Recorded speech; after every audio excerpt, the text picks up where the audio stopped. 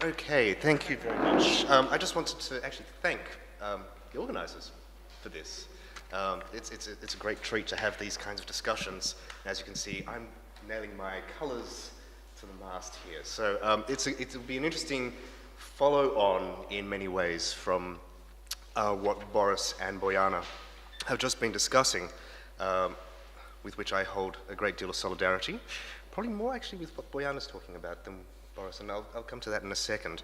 And apologies as well, I've got a cold, so if I cough and splutter, I'm very, very sorry. I hope none of you get it. So it was a very tricky thing actually trying to work out what kind of definition to go for. And I sort of had about 5 or 6 different ones in my mind at any one time. I wanted to think about the notion of cloud perhaps as a kind of a model of connection and resistance that could also engage not just with the geo, but also something beyond the geo, but was still connected to the geo through things like environmental catastrophe and so on. And I say in the series of questions that I have at the end of the text that I wrote for this definition, some of the key things, the purposes of what a definition kind of has to confront, I think, for this purpose of geopolitics and the stakes of geopolitics. You know, it could be environmental cataclysm and catastrophe, border politics, as we've discussed, the surveillance of our everyday lives, which is something that hasn't really been mentioned, the financialization of absolutely everything, which we've kind of touched on as well, and how a term related to geopolitics or thinking geopolitically can engage with some of these particular considerations, you know, really important material matters of today and in the future, and as Bojana has said, in the past as well. So cloud was one of them, but I also thought that it was perhaps a bit too metaphorical.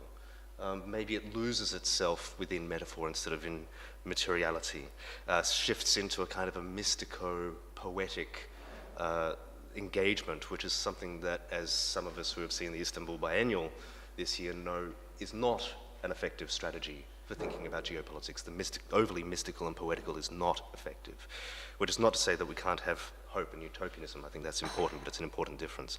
Mobilization was another possible topic, which could engage not just positive senses of mobilization. Galit is having knows that this was actually the theme for the Ural Biennial that started last week, which took a far too optimistic view, I think, of mobilization as the mobilization of the people coming out of the historical avant-garde, that it could be something very constructive instead of how I also see mobilization, which is the mobilization of armed forces, the police, the militarization, which is thoroughly connected with the financialization of everything. And so how mobilization contains within it this very problematic dialectic that rubs against each other. South was another term. I'll leave that for Mabel to talk through further, and particularly using it as a very strategic, highly problematic, but nonetheless strategic term. I'm glad that Mabel is talking about this. But instead I wanted to engage a term that might still have a broad overview, a broad thinking through some of these problematics that we're looking at. That could also be a source of debate. It's not an unproblematic term itself, but one that can actually be a counter to thinking about globalization as a neoliberal force, which is kind of what it is. I think globalization with a Z, the American North Atlantic writing of globalization. Can we come up with discourse and politics and biopolitics, materiality, that can counter even the discourse of globalization through something else, including in practice, in culture, and in discourse? And that, for me, is this notion of post-socialism, which I see as something very distinct from post-communism. Historically, especially in Europe, the two have been considered synonymous. I think that's absolutely wrong. Post-communism relates to, and I think we can sort of contain it here, to those countries that were governed by the communist parties. But socialism, as a number of us know, was a much broader philosophy. I mean, this is what Bojana is talking about, is that kind of socialist internationals that were functioning, that still provided some sense of hope through modernization. Of course, it unravels, and I'll get to that in a moment. But that it is a politics that has a much broader potential purview and internationalism than either communism can allow, or perhaps other ways of thinking about globality and internationality today. So I go through that in a bit more detail in the definition that's provided there, which I'm not going to read out, but I do think it's important that we have a term that could have global potential, international potential, translocal potential, but that doesn't just repeat the financialization of our discourse, of our languages, but can also return us to thinking about what is in the historical that can be extracted, as Boyana said, that can persist across time, across space, and through space, that still allows perhaps for some kind of notion of resistance within the politics that we're trying to articulate. The question then becomes, how does this function within culture, within art? Pardon me. Which is, I think, one of the tricky things, and it's one of the things that we have really struggled with, is how does art respond to these predicaments, to these fluctuations. And what I've been very interested in is seeing how artists have also thought through these questions, how artworks can be means of generating politics, which could also be forms of post-socialism.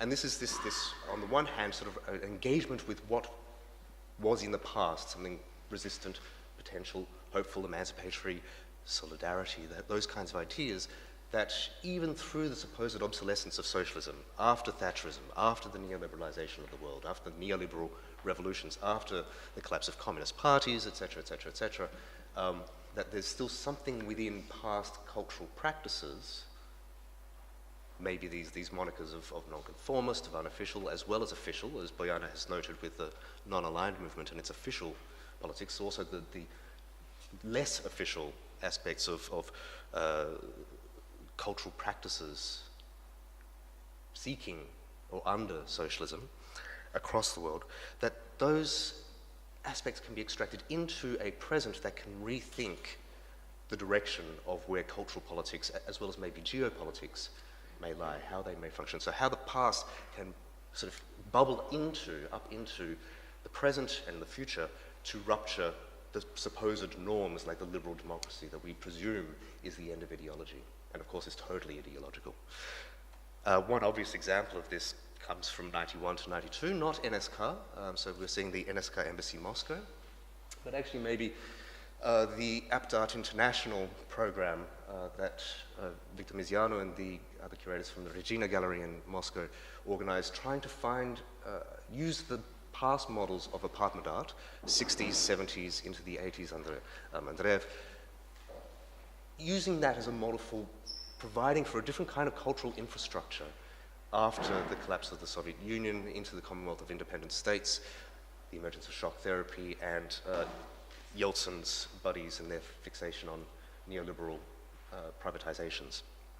So there's this idea that maybe something from the socialist past that was seeking some kinds of solidarity, say, between artists in Ljubljana and Zagreb and Moscow, could provide for a different kind of infrastructural model in the future. Actually, Miziano invites Sol LeWitt and Franz West as well, so it's not just particular alignments or axes, it's trying to perhaps create multi-alignments or different kinds of alignments. There are various problems with this, of course. Some artists understood what was going on, some didn't, and just treated it as a reason to go to Moscow and have a white cube exhibition. But nonetheless, there's something in this desire to create a new type of infrastructure using models past that may still have traction in the future, that I think is perhaps part of this idea of post-socialism through culture that's quite interesting. Another reason why I don't see post-socialism and post-communism as synonymous is because if we only see them as synonymous, we forget about countries such as India, perhaps Libya, Ghana, Indonesia, and so on, that did have socialist constitutions, socialist governments, but were not communist.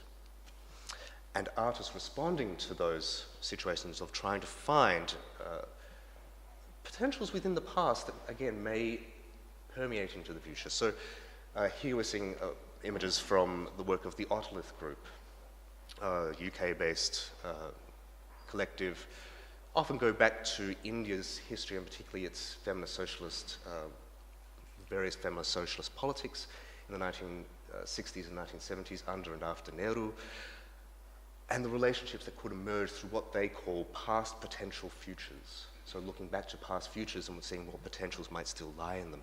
Of course, they're representing these in many ways and using the video essay as perhaps a documentation that may generate a different way of thinking in that kind of Eisensteinian way. That's quite different from what Miziano's doing, sort of using the space of art to create another kind of space that's not a white space like Nick's talking about yesterday. But also engages, this notion of post-socialism perhaps also engages with countries that historically have not been connected in any way with socialism, communism, and so on. And Bojana mentioned Mike Parr, an artist from Australia, from Sydney, very important, very, very important artist from Australia, who was also connected with Gayik, was sending a lot of mail art to Gayik. So he was a sort of a very important performance artist, politicized artist in the 1970s. Another artist that strikes me as very interesting in terms of thinking about these kinds of solidarities is an artist currently based in Melbourne called Tom Nicholson. He's shown a number of exhibitions like the Jerusalem Show and so forth. And he returns not to earlier 20th century socialist politics, but actually before then, to the 19th century, when Australia had a very significant socialist alignment in many ways through trade union movements, because of the types of industry that were being played out in Australia, but also the way that trade unions connected with, in a sense, missionary protectorates, but also Aboriginal land rights politics in the 19th century. And so what he has done with this particular work, which is called, and I'll try to get this right, March 4, 25 February 1862, I think is what it's called. And he creates these banners, these posters, which advertise historical moments of transcultural, socialist-informed solidarities and movements, such as this march from the equivalent now of a concentration camp in Acheron for the emancipation of various peoples who were sort of entrapped within these camps. These moments of historical possibility that then dissipated under colonialism, but nonetheless come out of this very interesting relationship between Aboriginal politics and trade union politics in particular, and what that might mean, this march that is now, of course, largely forgotten. If we retrace that kind of history and try to advertise this potential for a march, for a protest, that of course is never going to happen because it happened 150 years ago. So what does that mean? To do that and to sort of re-engage, reignite these forgotten moments of connection that maybe are post-socialist because of this desire for a different kind of cultural, transcultural relation, for a politics that may be, yet at the same time is fully aware that it probably won't be because it's 150 years ago. Maybe that's too far away. These posters are going to be torn down. These posters are going to decay and be forgotten, locked away in some skanky art historian's cupboard, not to be remembered ever again. So there's something very interesting both about this connection, but also about the fragility of this connection. So on the one hand, this kind of sense perhaps that post-socialism might engage a sustained politics across time that is not based perhaps on alignments, and I think here alignment is perhaps too soft a term. It's too neutral. Solidarities might be, let's actually be forceful about what we're trying to say and do. Solidarities across time and across space, which, as we know with border crises, is precisely something that needs to be hammered home as much as possible. That these works are trying to reconceive solidarities across space and time. And this notion of post-socialism could be a term that's still generative, that still insists that socialism isn't something just past, it's not been eradicated entirely, that it might still linger, might still have a potential to resist that kind of financialization that we talk about with globalization, perhaps with relational aesthetics, perhaps even with institutional critique. And how it's so easily absorbed into institutions, as we talked about yesterday. So a term that is not just descriptive of a time or a condition. It's not just after socialism. It's not just under the conditions of neoliberalism. The post here might be different from the post of post-colonialism, for instance, or post-communism. Something else I should mention, of course, is that exhibitions are also part of this. Bojana talked briefly about my work with exhibitions, but some very interesting biennials and exhibitions coming to these same kinds of questions. The Biennale Jogja that Alia Swastika is directing at the moment, trying to create these connections between Indonesia and Nigeria, Indonesia and various other countries like Brazil that are along the equator. It's sort of an equatorial politics that still maybe slides into the alignments of BRICS, and I think this is something that we can talk about maybe in relation to non-alignment, is BRICS is the financialization of the non-aligned movement. It's that sort of neoliberalization of the non-aligned movement is BRICS. How we resist that is kind of an interesting question. The response or the return to the Triennale of Contemporary World Art in Delhi, which was very much connected with these kinds of ideas of solidarities across different countries of the world that historically have been in conflict, geographically isolated and so forth, trying to bring them together as Ljubljana's biennial to an extent did too, but the politics under Mulk Rajanan's directorship of the Triennale India is perhaps even more interesting in this regard. So what does this term post-socialism allow for? On the one hand, it perhaps has this critical engagement with, as I said, neoliberalized politics globally. But at the same time, it sort of has to fight really hard to overcome the perception that it's obsolete, that there is no hope left in this notion of socialism. So it's something that has to work hard for its persistence. And I think that's something that we have to remember, is that these terms are not easy terms to come up with. We have to work really hard for them to have potential. At the same time, it's perhaps still a potent way of rethinking cultural relations geopolitically and geopolitics culturally, but at the same time, it has a lot of internal variation. There's going to be a lot of internal disagreement. Post-socialism in China is very different from post-socialism in Yugoslavia, for instance. Just as post-socialism in Australia might be quite distinct from post-socialism after Thatcher. So there are a lot of disagreements with this term, but nonetheless it is one that sparks disagreement. It doesn't spark consensus.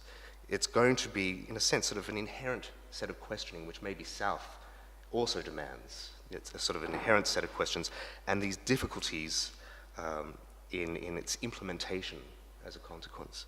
So maybe we're not seeking a new hegemonic politics, but something that refuses hegemonization.